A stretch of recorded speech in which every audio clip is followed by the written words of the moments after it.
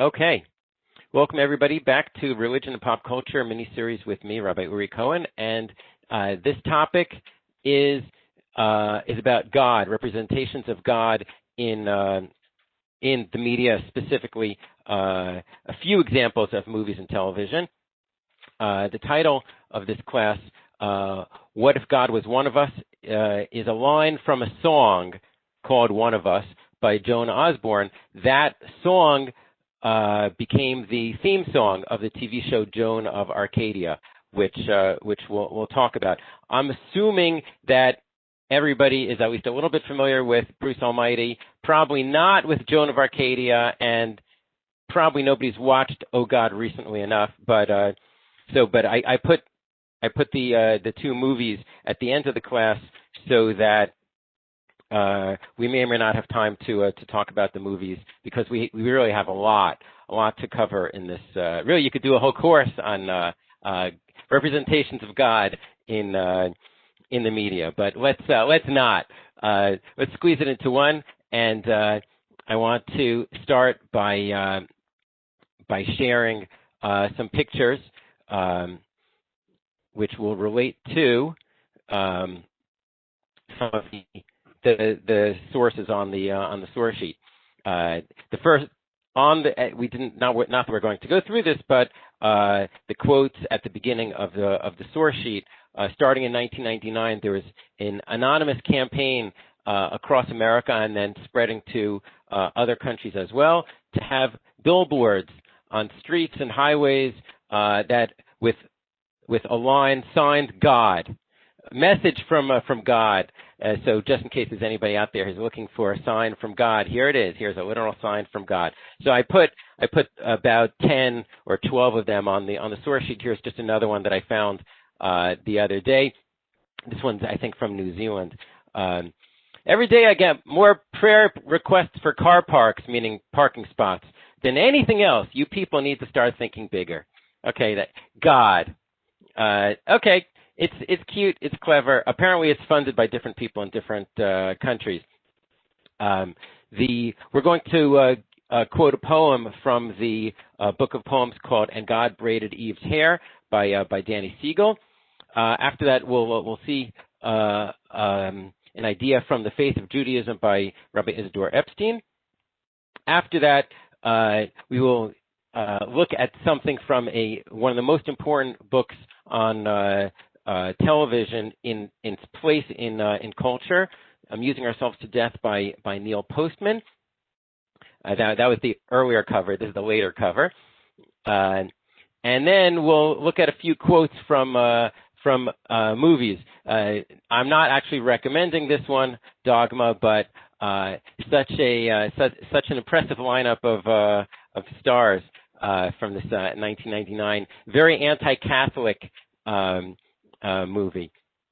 We'll have a quote from the book Wizards at War by Diane Duane. We'll have a quote from The Shack, best-selling book about God, or at least Christian God, having a conversation with somebody. Hopefully we'll look at a brief quote, and we'll talk briefly about the short-lived TV animated series God, the Devil, and Bob. Then I hope to play a quote from the Adjustment Bureau. Another movie. This one's from 2011. We'll talk about Joan of Arcadia, television series that was from 2003 to 2005. And then, assuming that we have time, we'll talk a little bit about Oh God, the original book, compared with Oh God, the movie, starring George Burns. There's really a lot of material here, and we'll probably end with Bruce Almighty. Here's from the DVD that has both a parody on Michelangelo in the Sistine Chapel over here on the right, and also the image of Bruce with the world on a string as his yo-yo. If you could be God for 1 week, what would you do? Anyway, so that's a preview of what we're going to be talking about. A lot to talk about here. But what I'd like to start out with is Torah Sources, but specifically Torah Sources which we will contrast with everything we just, all the examples we just gave. This is unlike last week when we talked about tshuva, and you can compare tshuva in A Christmas Carol with tshuva in the Rambam. Here this is more problematic. Actually, I'll skip the first couple of sources. If we have time, we'll come back to them. But God, I didn't even put this on the source sheet. What does God look like? This is a trick question, right? God does not look like anything. God does not have a body. One of the 13 essential beliefs, according to the Rambam, is that God is not physical. God does not have a body. And one of the issues that the Rambam deals with is, but how about all those places in Tanakh, and even a few Gemaras that make it look like God has a body? No, those are all metaphors. But so when we say God is a king and God sits on the throne of justice, so that's a metaphor. What I wanted to emphasize is that in our tradition, before we talk about the Hollywood tradition, in our tradition, there are multiple images of God. We just usually don't talk about them. There's one text that many of us say or sing or listen to, or maybe we used to listen to back when we went to the synagogue on Shabbat mornings, Anam Zemirot, that they often give a little kid to sing at the end of the service. On the topic that God has multiple images, even according to us. Well, God's not physical, but when we imagine God, and we'll talk shortly about why we do need to imagine God, we need to remember something, and that is, whenever we imagine God, we have to remind ourselves that this is not really what God looks like. God doesn't really look like a king. God doesn't really sit. God doesn't really have a beard. Whatever we imagine God as, that's not really. It's as if. And the way it's formulated in Anam Zemirot, this classic Kabbalistic song, just looking at the bold parts here, Adamcha achancha velo yidaticha.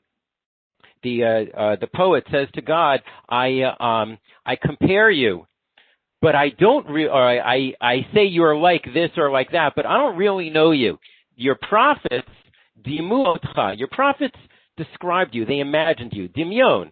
Dimyon is saying that a similarity or an imagination. This is like that. They imagined you. V'lo k'fi yeshcha, but not in accordance with your yesh, not in accordance with what you really are, God. Rather, vayashvucha l'fi masecha, rather they equate you with your deeds. But really, the poet says to God, I don't really know what you look like. It's all, I don't know you. At the end of it, reading everything, learning all the Torah, ultimately this is not what you really are. Himshilucha barov chezionot. In many visions, the prophets, made mishalim. They made parables or allegories to describe God, but hincha echad b'chol dimyonot. But really, you are one beyond all the images. Meaning, God is not really any of these things. Any image to describe God, it only helps us understand God in a very limited way. It's better than nothing. So that's why they describe God as with both being old and being young. Zikna biyom dinu b'charut biyom krav. When we imagine God judging us, we imagine God as an old, wise judge, which is fine, as long as you know that God's not really that. And when we imagine God fighting for us and defending us, we imagine that b'charut biyom krav, God is a young warrior. That's great, except that God's not really that either. So what is God? Short answer is, we don't know. Our tradition tells us that God is not any of these things, but there is a value in imagining God in any case. Hold that thought, we'll come back to it. There's a midrash, which is not that well known, that speaks about Matan Torah, when God gave the Torah at Har Sinai, and everybody heard, according to this particular Rav Kahana, why does it say, Anochi Hashem Elohecha? I'm the Lord your God singular, but God's talking to everybody. Because God presented each person who was there at the revelation at Sinai with a personalized experience. Kol echad v'echad misrael haya omer, every Jew said to himself, Imi hadibur medaber. God is speaking with me personally. The Midrash says, just like there are some paintings or statues where their eyes follow you around the room, you imagine that it's looking at you wherever you are. So every person who heard God at Har Sinai heard God in a personalized way. And then Midrash goes on to say, you shouldn't be surprised at this, because after all, there's a well-known tradition that when the Jews ate the manna in the desert, it tasted like anything they wanted to. So God can personalize these sort of things. And the Midrash concludes that, why does it say in one of the Prakim of Tehillim that said a few times in the Siddur, Kol Hashem B'Koach, for example, on Friday night, Kol Hashem B'Koach, the sound of God or the voice of God is in the ability, power, strength. It should have said Kol Hashem B'Kocho, God's voice is in his strength, but rather it says in strength or in the ability, to Kol Echad Ve'echad. God's voice is in the ability of each person to hear that voice. So God is saying, there are many different voices. Each person hears me with a different voice, but you should know that they're all one. This is going to be important when we talk about what does God actually look like, what does God sound like. But the question is, since we don't believe that God is physical, and all the descriptions of God are just metaphorical, well, then why do we have them at all? So I found a bunch of sources that talk about this. I have a separate source sheet on this. This is just 2 or 3 more sources before we move on from this. Anthropomorphism, imagining God in human terms, is actually necessary. Rabbi Isdor Epstein, who is he was the head of Jews College in London, best known as being the editor of the Sonsino English Talmud from the 1930s to 1950s. He has in his book, The Faith of Judaism, he quotes actually a early 20th century Christian philosopher, W.R. Matthews. All thoughts must be conditioned by the experience and nature of the thinker. To try to find concepts which are not, in some sense, human is like to attempt to jump out of one's skin. We can't use categories which we do not possess. And therefore, Rabbi Epstein comments, a divine being, therefore, can be described by man only in those terms with which he is most familiar, namely those terms in which he describes his own being. And Leo Tolstoy, who has his religious writings in addition to his famous, very large novels, he wrote, I address my prayers to a personal God, not because God is personal. I know that he's illimitable, he doesn't have limits, but because I myself am personal and unlimited. If I wear green spectacles, I see everything green, though I know perfectly well that the world is not green. In this, Leo Tolstoy was a prefiguring the wonderful Wizard of Oz, where you have to put on the green glasses when you go to the Emerald City. At least in the early part of the Oz series, the Emerald City is not actually green, but because you're required to wear green glasses, you perceive everything as green. So Rabbi Epstein goes on to say that all, quoting the rabbis, all anthropomorphic expressions in the Torah are simply due to the inadequacy of human speech. We need them because we don't have any other way to describe God. We don't have any way to describe anything except for in people terms. A mouse doesn't look like Mickey Mouse. A bunny doesn't actually look like Bugs Bunny. These are examples of anthropomorphism. That's the other way. Anthropomorphism is the form of people. We imagine God in human form. We imagine animals in human form because that's the way to get to relate. That's the way to connect. It's necessary to use anthropomorphism, but we have to remember that it's not real. It's only a mashal. It's only a tool. And to illustrate this point, I want to look at a quote from Rabbi Sachs, and then we'll move on to the pop culture. The late Rabbi Sachs has a great essay, fascinating point called The Spirituality of Listening. This is not the whole essay, but it's some of the most important parts. Judaism is a religion of listening. twin foundations on which Western culture was built were ancient Greece and ancient Israel, like that holiday we just had not too long ago, last month. They could not have been more different. Greece was a profoundly visual culture. Its greatest achievements had to do with seeing. Some of the greatest art, sculpture, and architecture the world had ever seen. Its group events, theatrical performances, and the Olympic Games were spectacles, performances that were watched. And the idea that knowing is seeing remains a dominant metaphor in the West today. We speak of insight, foresight, hindsight. We offer an observation. We adopt a perspective. These are all visual metaphors. We illustrate, we illuminate, we shed light on an issue, and when we understand something, we say, I see. That's just, the world that we live in, that the Western world has lived in. But, Rabbi Sachs suggests, Judaism offered a radical alternative. It's faith in a God we cannot see, a God who cannot be represented visually, and making a graven image is a form of idolatry. So Moshe reminds the people at the beginning of Sefer Devarim, you heard the sound of, talking about Har Sinai, you heard the sound of words, but you saw no image. There was only a voice. God communicates in sounds. God calls, and that's why the supreme religious act is the Shema. Listen. God speaks, and we listen. And then he quotes Rav David Cohen, who was known as the Nazir, one of the major Talmidim of Rav Kook, who wrote a whole book, or almost a whole book, about this idea that Judaism is more about listening than about seeing. So what? So Rabbi Sachs goes on to say, this is a huge difference. For the Greeks, ideal form of knowledge involves detachment. There's the one who sees, that's the subject, and then there's that which is seen, the object. The person who looks at a painting or a sculpture or a play or the Olympic Games is not himself part of the art or the drama or the competition. He's a spectator, not a participant. In contrast, and this will be the last thing we see from Rabbi Sachs here, speaking and listening are not forms of detachment. They're forms of engagement. They create a relationship. Da'at, knowledge, implies involvement, intimacy. Ba'adam yadar chava ishto. We can enter into a relationship with God, even though God is infinite and we are finite, and those don't seem to be compatible, but we can do it anyway because we are linked by words. Through Matan Torah, revelation, God speaks to us, and in prayer and maybe learning, we speak to God.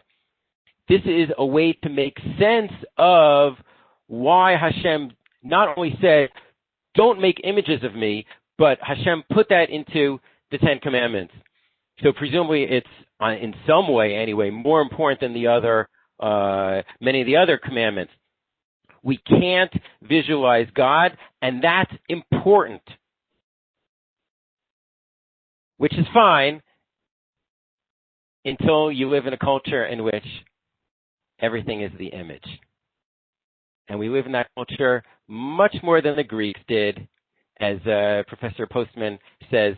I'm not going to go through the whole quote here, but he talks about the value of the second commandment, Lo taseh lecha pesel. He says, people like ourselves who are in the process of converting their culture from word-centered to image-centered might profit by reflecting on this Mosaic injunction. Mosaic meaning of Moses. Neil Postman died before the internet. He was talking about television, but all of us now are interacting through screens, which we command them through icons. And then when we communicate with our little screens, we press the icons, and then when we finish our messages, or maybe in the middle, we use emojis, which are even more images. So it will be very difficult to get away from images. In fact, it's totally understandable if people who are not from a traditional Jewish culture just naturally gravitate towards using images to present whatever they want to present. With all due respect to radio and podcasts, you can't compare seeing to listening. The image, picture is worth 1,000 words. I understand why people telling a story through television or the movies, find it very difficult to have a story involving God in which God is not represented in a physical form. This is a problem for us. That doesn't mean we can't watch these shows, but we need to recognize that every time you see God in a TV show or a movie, and I hope very shortly to show you a few examples of things we can learn from depictions of God in TV and movies, but it's not coming from a Jewish point of view, even though lots of Hollywood writers are Jewish, or so they say. But they're not; those writers are not coming from a Jewish perspective. They're coming from a media perspective. There are conventions of TV sitcom writing and TV drama writing. There are conventions of documentaries and conventions of Hollywood films and indie films. And with all due respect to the stories about God that we're going to talk about, they're coming from a Christian perspective. They're coming from a world in which, in the foundational myths of Christianity, God took on human form and appeared to people looking like a person, and people interacted with God as a person.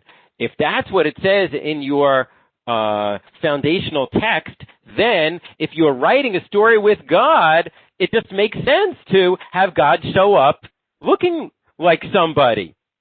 So God can look like a lion if you're writing the Chronicles of Narnia, or God can look like a person in most of the TV and movie depictions of God. I understand it. A religious Jew would not do it that way. But that's the pros and cons of being religious Jews who are consuming mass culture that is produced from a perspective that's not a traditional Jewish one. Okay. We need to know that going in. There's, I think, a fascinating Wikipedia article in source number 19 called Portrayals of God in Popular Media. This is just part of the article. They mentioned that the role of God is a difficult one to play and a difficult one to cast. And then God has largely been cast as white and male, except when they mentioned the Green Pastures, where everybody, including God, is black. Bruce Almighty, of course, God is black as well. But even before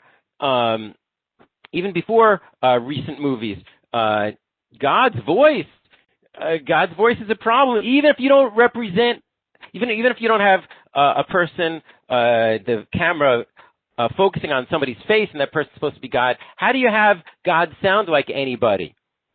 A filmmaker faces a choice about the voice to use with no scriptural guidance to work from.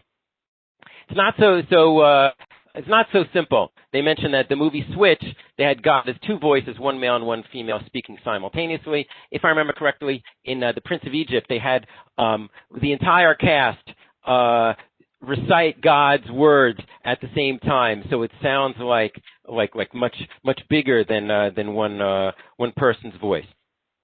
Okay, having said that, so really this whole thing is problematic in the sense that none of these are going to fit with a traditional perspective. Nevertheless, we should look for ideas and insights wherever we can find them.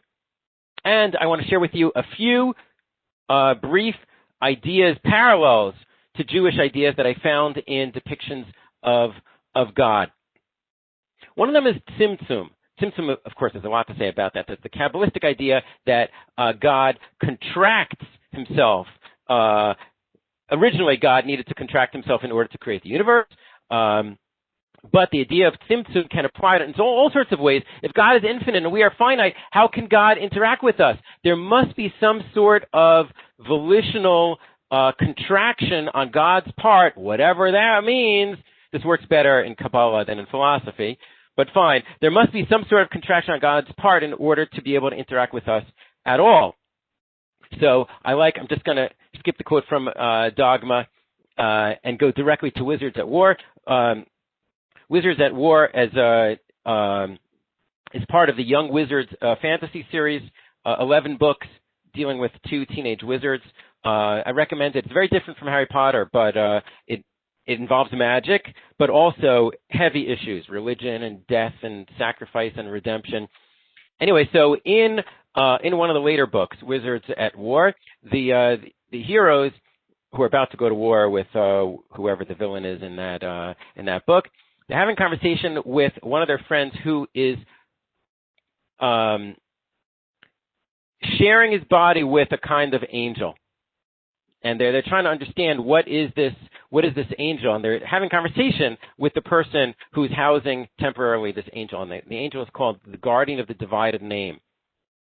So one of the characters says, why would the one who's clearly God, right? Why would the one's full name need guarding? And the angel answers, it doesn't. You do from it. But the one is on our side. No, that's not the point. This angel says, you can't really have any sense of how much raw power is tied up in the one. Physicality can't express it. Nothing can express it. It's not meant to be expressed. It's meant to be. And if the one wasn't careful about how it, capital I, manifests itself inside space and time, everything would all just dissolve. I feel like that's a good reminder that God is not only immanent, but God is also transcendent. Like we have a sense that if God created the universe, then God's a lot bigger than whatever I can imagine. So the idea of that maybe we need guarding from God's power, that fits very well with a lot of aspects in Judaism, especially in Tanakh. If somebody touches the Aron, the original Aron, and they immediately die, or Nadav and Avihu, possibly just getting in the way of the divine fire, just incinerates them instantly. There's a debate among the commentaries whether Nadav and Avihu were punished or it was just an unfortunate accident. Because they were carrying out the wrong activity, they were in the wrong place at the wrong time, so they got in the way, as opposed to the more standard approach in the commentaries that it was a punishment. Anyway, so along these lines, there's a book which I, to be honest, don't recommend. It's called The Shack. It was a self-published book that sold over 18 million copies. It's because it's very reassuring. It's a fictional story about a guy who undergoes a terrible tragedy, and he's very angry at God, and God summons him for a weekend. And he shows up, and God appears as the parents, actually, to be technical, and it's a black woman because the main character has had an issue with his father, so God doesn't want to appear as a father. But anyway, God appears as the Trinity. It's a very Christian book. Jesus is one of the main characters. So I'm not actually recommending it, but there are a bunch, and lots of religious Christians don't like this book either. There's a lot of things in it about Christianity that are very not so standard, but there are a bunch of insights. And one of them is that the main character, in talking to God, is like, but wait, like, I'm telling you about my kids and my friends and my wife, but you already know everything I'm telling you, don't you? So God says, well, you do this yourself, limitation. You don't play a game or color a picture with your child to show your superiority. You limit yourself. You choose to limit yourself to facilitate and honor that relationship. And you'll even lose a competition. You play a game with your kid who's young enough that they can't possibly win against you. So you might lose a competition, depending on who you are, depending on what kind of parent you are, to accomplish love. It's not about winning and losing. It's about love and respect. So God says, we have limited ourselves out of respect for you. We're not bringing to mind, as it were, our knowledge of your children. So as we're listening to you, it says, if this is the first time we have known about them, and we take great delight in seeing them through your eyes. Which is very clever. And it turns out that a great rabbi said this exact thing a few hundred years ago, source number 12, the Or HaChaim, in dealing with the issue of how can we have free will if God knows everything ahead of time. That's an old question. All the Jewish philosophers, all the non-Jewish philosophers have addressed this issue. And the Rambam says, well, you got to understand that God's knowledge is different from our knowledge, and just because God knows it doesn't mean that he knows it beforehand, because really he's above time. The Or HaChaim is like, no. Remember, he's a Kabbalist. Ki Hashem yachol lishlol hayidiyah. God can limit his knowledge L'bal yida'ena, so that even though God ultimately does know everything, God can choose not to pay attention to that knowledge, and therefore you have free will. Whether you buy this or not, as an answer to the question of how can we have free will, is another issue. But I just thought it was so interesting that in this very Christian book with some innovative ideas about God, they ended up presenting a Tzimtzum idea about God that fits very well with this Orach Chaim. A couple more brief points. We say La-Shem Umloa'ah. To God is the earth and everything in it. Some people even write that in their books. God owns everything, but this book belongs to.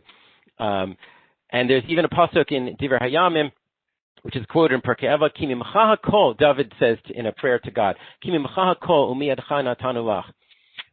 Everything is from you, God, and it's from your hand that we're giving to you. When we offer God sacrifices or charity or whatever, we're giving back to God because really everything belongs to God.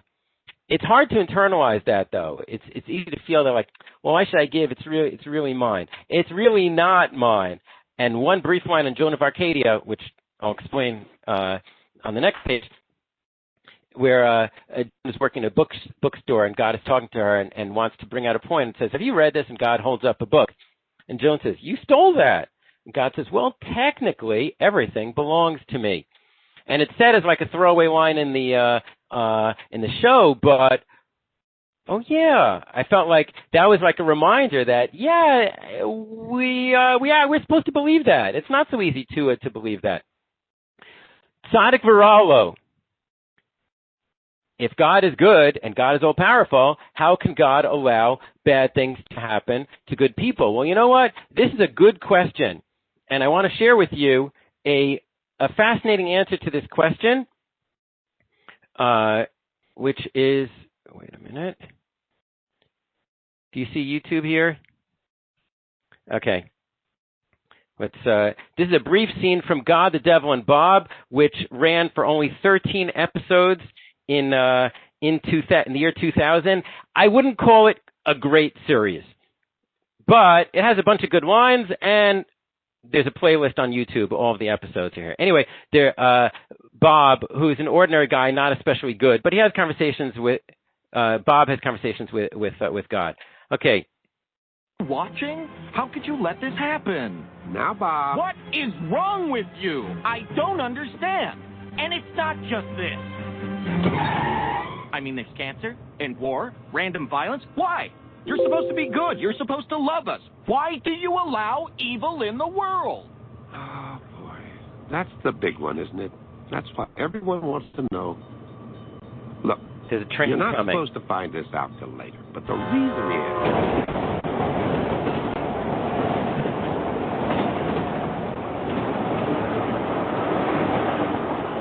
like a cork circling a drain. A drain. Wow. I mean, when you lay it all out like that, it just makes so much sense. I'm sorry I yelled at you like that. No, that's okay. People are passionate about this issue. The end. Okay. 1 second. Okay. I like that. I'm very impressed by that scene. Why? Because the writers of the show cannot actually get away with presenting any explanation at all, putting in the mouth of God.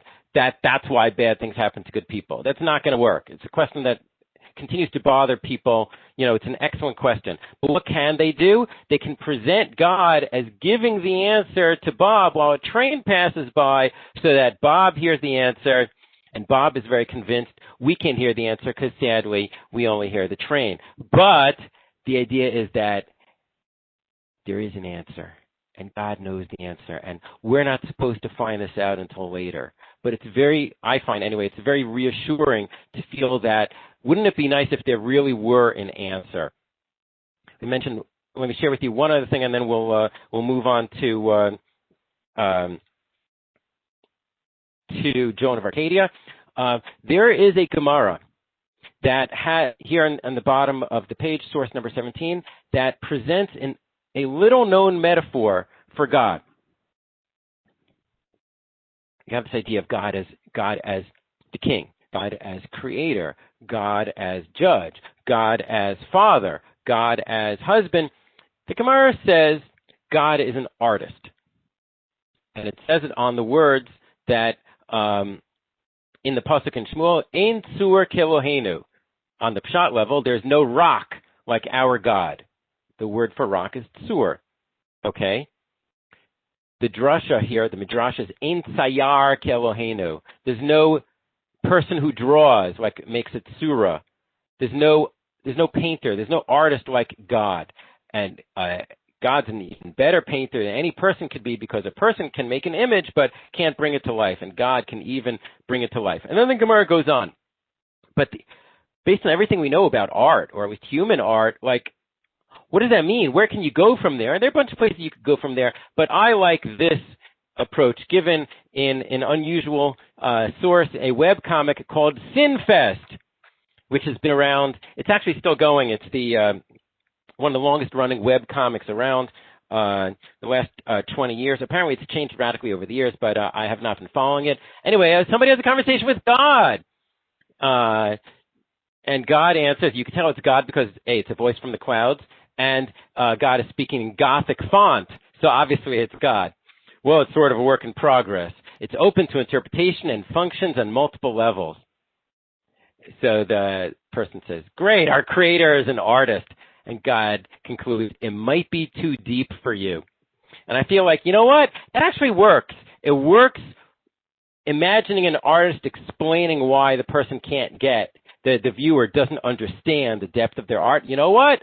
That might work. That's not exactly the same kind of answer as is presented in God, the Devil, and Bob, but I feel like that's one more example in which you don't have to agree with it, but it's a thought-provoking idea about God that appears in this non-Jewish media. Gives us something to think about. So skipping to page 5, an article in the New York Times from a couple years ago when a TV show started called God Friended Me, mentioned that there are a bunch of TV shows from the last couple of decades that involve God or some other higher power who call upon the main character to do some kind of weekly quest to do good or something like that. The most memorable show of that type is Joan of Arcadia, described here in source number 23 in the Long Island newspaper Newsday, 2007. They went around asking a bunch of people, what Hollywood depiction of God do you most favor? And this guy, I couldn't find any information about him, Bill Renson, other than he works at a Catholic church on somewhere on Long Island. He said that he thinks the best portrayal of God is not on the silver screen but on TV in Joan of Arcadia. This is not a comedy; it's a drama. But the main character, Joan, instead of Joan of Arcadia, she's an ordinary teenage girl who regularly received visits from God. And the thing that this guy, Bill, most enjoyed was that the face of God changed in every visit. In fact, over the few seasons that this show was on, they had over 50 different actors playing God. Each time God wants to talk to Joan, God appears looking like a person, but each time it's a different person. Sometimes young, sometimes old, sometimes white, sometimes black or Asian. And then this guy thinks about it. Well, God's character never changes. Perhaps we're asked to recognize God in the people we meet, which is an interesting idea. And I don't know if it's exactly the same, but it reminds me of this poem that I put on the first page. Just a minute. There's a Gemara. I'm just going to briefly describe it here in source number 1, in which Rabbi Yeshua ben Levi has a conversation with Eliyahu Hanavi, and he asks, when is Mashiach coming? And Eliyahu Hanavi says, why don't you go ask him? What do you mean ask him? Oh, he's already here. Mashiach is sitting at the gate of Rome. There's a lot to unpack in this Gemara. Mashiach is sitting among the sick people. Rashi says among the people with leprosy. And he doesn't everybody else unties their bandages all at once, but Mashiach leaves some of his bandages on at any moment because he never knows when he's going to be called. He's waiting to be called. So Rabbi Shua ben Levi makes a trip to Rome, and he asks, and Mashiach greets him by name, because Mashiach knows who everybody is, apparently. And Rabbi Shua ben Levi asks him, when are you coming? Mashiach says, today. Wow, unbelievable. Mashiach does not come today. And later, Rabbi Shua ben Levi confronts Eliyahu with this, Mashiach lied to me. And Eliyahu was like, what did he say? Oh, he said he's coming today. No. He was quoting the pasuk, Hayom im b'kolo tishma'u. Today, if you listen to his voice. Meaning, Mashiach can come today on condition that everything works out. But why am I telling you this? Because this Gemara assumes that Mashiach looks like a regular person, and Mashiach is already here. No, we don't believe that God looks like a person. But maybe Mashiach is somebody who looks like a regular person. So this poem by Danny Siegel, I got this poster. I used to have it up in my caravan. Got this from my parents years ago. It had the text, it's a bunch of people dancing, and the text in the middle is the text right here in source number 2. If you always assume the person sitting next to you is the Messiah, waiting for some simple human kindness, you will soon come to weigh your words and watch your hands. And if the person chooses not to be revealed in your time, it will not matter.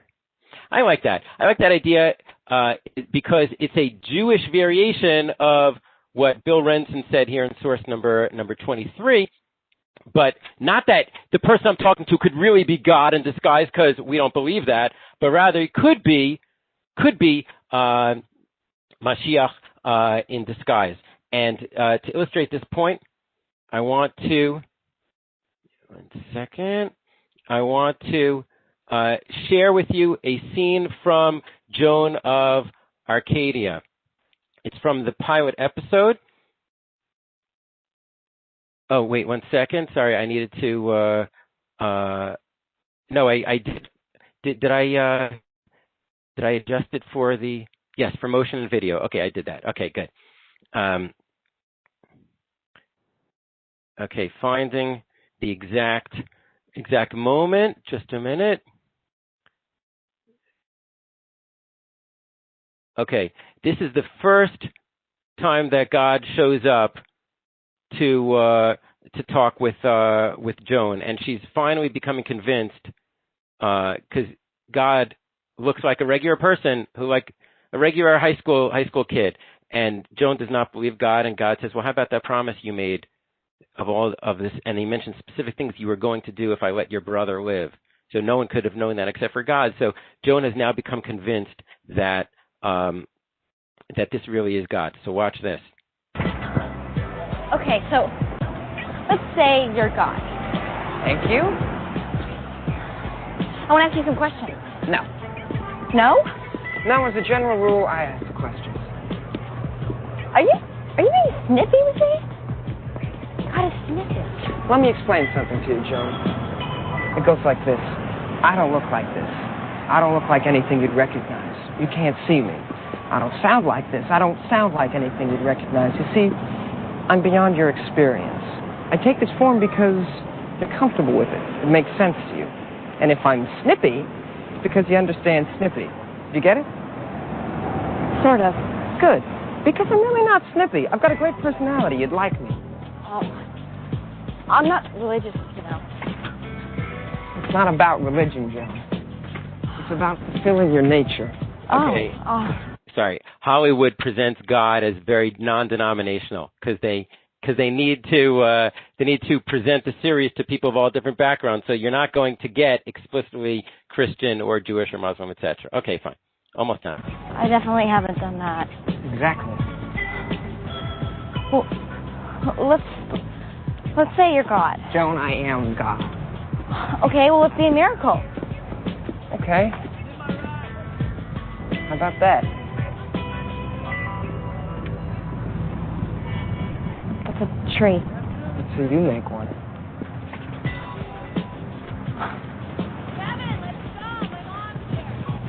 So, do you just go around appearing to people? Minor correction. I'm not appearing to you. You are seeing me. Okay, fine. Okay, there's a lot going on there. But the concept, just one thing, the concept that why is God appearing to Joan, at least originally, as a high school kid? Because that's who she is. She's a high school kid. So God appears in a form that she's comfortable with. Okay? As we see where there's so much to do where I'm not going to be able to show any clips of the other movies, but in the movie Oh God, in which God is played by George Burns, and over an old Jewish comedian, he was in his 80s when he was in this movie and the two sequels, ended up living to 100. So Jerry, the main character, says to God, how come you've got just a voice like everybody's? God says, empathy. I'm talking to you in a way you can accept. God says, I don't like to brag, but if I appear to you just as God, how I really am, what I really am, your mind couldn't grasp it.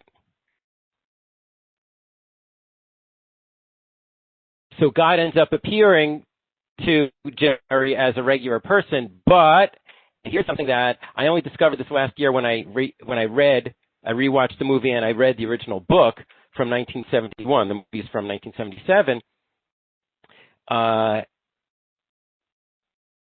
God is more or less the same in both cases, in the book and the movie, but the main character, the narrator, is different. In the movie, the main character, Jerry, is played by John Denver, who is a singer, who is a nice guy, and he plays a really, really nice guy, not so Jewish, meaning that God doesn't appear to Jerry as somebody who looks like him or sounds like him. But in the original book, it's told in the first person, and it's told by Avery Corman or somebody like him, meaning a New York Jewish journalist who encounters God. So, and God sounds very Jewish, much in the book, more than in the movie. So God says in the book, God says to the main character, you can't record God's voice. Like, it won't come out. I really don't understand. Oi, oi, oi. Obviously he's Jewish. Because it's not my real voice. I'm just making this up for you so you could hear it. I mean, I'm God over everybody. I'm not speaking Chinese, am I? So the narrator says, actually, you sound a little Jewish. And God says, what then? You're a little Jewish, aren't you? Yes. In other words, why does God sound like George Burns or look like George Burns? Because he looks like, and this is elsewhere in the book, he looks a little like the narrator's uncle, who's an old Jewish guy. They changed that for the movie because they didn't want to make the movie too Jewish. Okay, George Burns is still a Jewishy comedian, but with general appeal. And, his very successful radio and TV show, he wasn't playing a Jewish character per se, the Burns and Allen show. But I thought it was interesting that here in Oh God, the book and the movie, like later, more than 20 years later in Joan of Arcadia, they both have the idea that God appears in a form that you would be comfortable with. And this, of course, only works to some extent. Meaning the movie is in some ways is better than the book of Oh God. In fact, I'll mention this now since we're running out of time. I copied most of the Wikipedia article of the about Oh God in order to describe the plot, in case anybody wants to briefly read it and not necessarily see the movie. But the main premise of Oh God is very different from the main premise of Bruce Almighty, which I see we're not going to have time to focus on. The premise of Bruce Almighty is that the main character, Bruce, played by Jim Carrey, is angry at God because he got passed up for a promotion, so he starts cursing out God and saying he's not doing his job right. So God, in the form of Morgan Freeman, shows up and says, okay, well, guess what? You now have my powers for a week. Let's see how well you do. And he doesn't do that well, and he messes a lot of things up. That's one premise of if you could encounter God in a way that's different. Joan of Arcadia, God keeps showing up every episode and saying, I need you to do this. You are my messenger to accomplish these things, and hopefully you'll realize eventually what the purpose is. Bruce Almighty, it's oh yeah, God says, let's see how good you are at being God. And the moral is that really God's much better at being God than a regular person would be at being God. But in the movie, Oh God, this is more like, what would it be like to be a prophet? What if God showed up today and gave somebody a message to be speaking in God's name? How would people react to that? Some people would get very excited, but a lot of people get very skeptical. And the way it's presented in both the book and especially in the movie, representatives of organized religion will get very angry. Because what do you mean God's talking to you, a regular person? He's not talking to us when we are clearly God's representatives on earth. So in some way, Oh God is a satire of religion, but in other ways, it relates to, it opens up the question of how could you know that somebody's a prophet? How would a prophet be treated? Maybe that's why we don't have prophecy anymore, because it just, we can't really imagine how that would even work. God's giving messages to somebody. We don't live in that kind of world. There's a great scene. I'm just going to describe it, read the description here from the Wikipedia article. So, Jerry Landers finds his life turned upside down. A group of theologians attempt to discredit him by challenging him to answer a series of questions written in Aramaic, which clearly, this guy, Jerry, doesn't know anything about, while locked in a hotel room alone in order to prove that God is contacting him directly. Okay, so what happens? Jerry doesn't know what to do. He's just an ordinary guy. He's locked in the room. So, knock at the door, room service. Jerry opens the door, and look, it's George Burns dressed as a bellboy. So guy shows up, and he gives Jerry his food, and he takes the pages.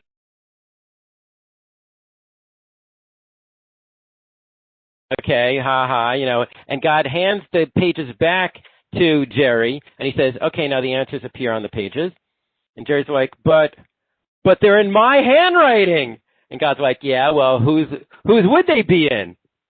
Which is, I think, sheds light on the whole issue of what does it mean that we say the Torah is from Hashem, but then what would the Torah be like? How would it be written if it were from Hashem? It has to be written in terms that people can understand, so it must have been written down by a person. Right, Hashem dictated it to Moshe. God didn't write out the Torah. God dictated it to Moshe because it had to be written in somebody's handwriting. Well, somebody's chiseling, whatever. The point is that the issue that, this is another example I would give of something where, in talking about God in pop culture, even though the very premise is problematic and we don't accept the idea in traditional Judaism that you can just have somebody playing God and God looks like a person.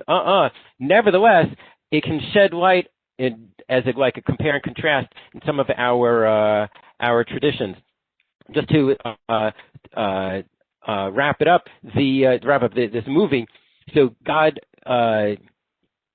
gives Jerry the answers to present to these ministers, and the ministers take the answers, and they're like, these are all wrong, because the answers don't fit with what they think the religion says, even though the whole problem of what does religion say versus what does God say.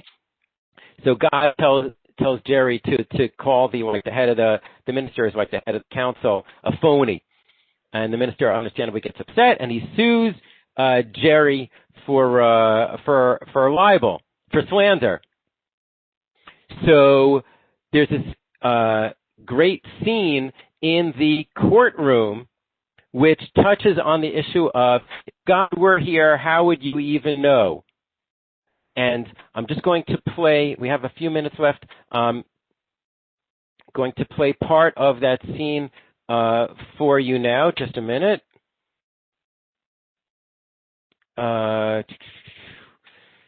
Share content. We're going to, where's the, right.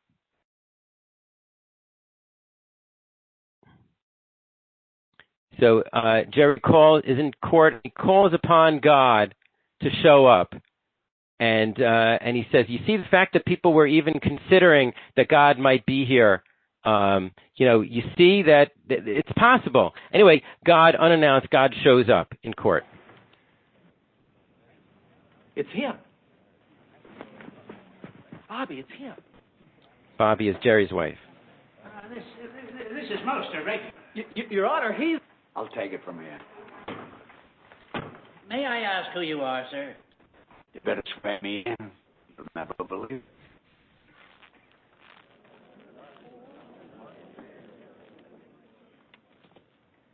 Look, a tape recorder. You swear to tell the truth, the whole truth, and nothing but the truth? So help me, me. So help you. If it pleases the court, and even if it doesn't please the court, I'm God, Your Honor. That's the minister on the right and his lawyer.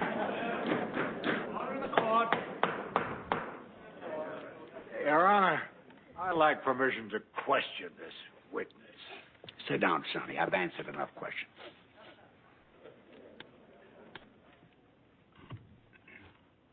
He saw me.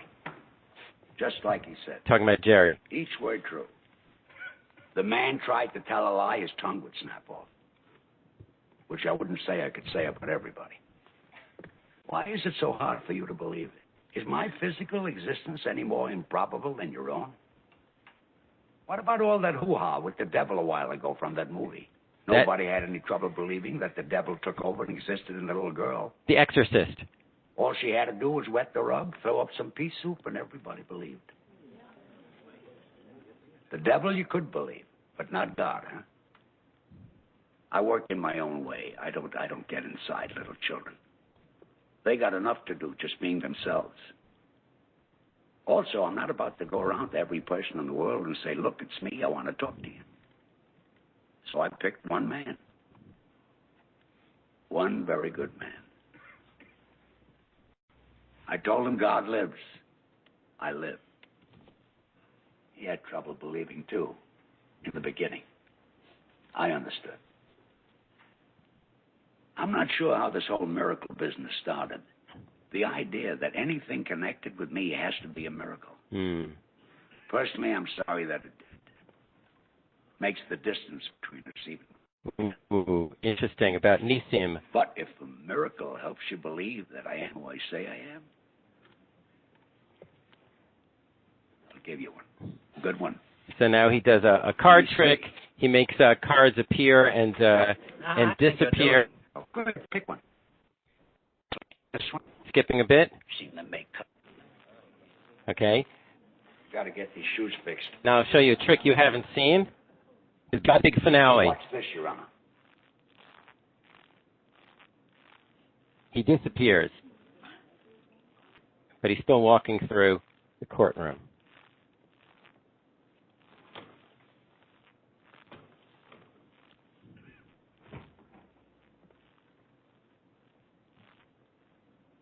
I know how hard it is in these times to have faith. But maybe if you could have the faith to start with, maybe the times would change. You could change them. Think about it. Try. And try not to hurt each other. There's been enough of that. And it really gets in the way. I'm a god of very few words, and Jerry's already given you mine. However hopeless, helpless, mixed up and scary it all gets, it can work. If you find it hard to believe in me, maybe it would help you to know that I believe in you. Your Honor, I rest my case. And the doors close. Ooh. So that's the climactic scene in the movie. And then the next part is that the judge calls the parties into the chambers, and they plays back the tape, and they hear the judge, but not God. Because as God had told Jerry earlier, God's voice can't show up on tape. And as explained in the book, not the movie, because it's not God's voice anyway. It's only the way that we perceive God. God's voice isn't actually there, as God tells Joan of Arcadia. And as I go, I'm not appearing to you. You are seeing me. So the way that it concludes is that the judge says, well, I'm going, it would seem, I understand why Jerry thinks that, I'm just paraphrasing, that he understood God, that he perceived God, and therefore I'm dismissing the slander case, but in fact, I'm not convinced that God appeared to us. And that raises the issue that we haven't really addressed, like, how do you know? How do you even know if something's a real miracle? How do you know if somebody's a prophet? How do you know if this miracle was caused by God or not. There's always room to doubt. There's the free will. I just thought that was interesting, and it's worth. I wouldn't say it's a deep movie, but it's a movie, and it's still a Hollywood movie with all the pros and cons of that. But it raises some important issues, and just to sum up, that I think that despite the clear contradiction between the very premise of these movies and TV shows, that you can have somebody looking like, you can have God appear in human form. That doesn't fit with Jewish tradition, but despite that, we can still compare and contrast and get some interesting ideas from it. Anyway, that's I'm wrapping up this session. I will now I'm going to end the recording. I'll stay if anybody has any. I'll go through the chat and then see if anybody wants to write or say anything. Anyway, thanks for joining me, and join me 1 week from now, same time for the next topic. Take care.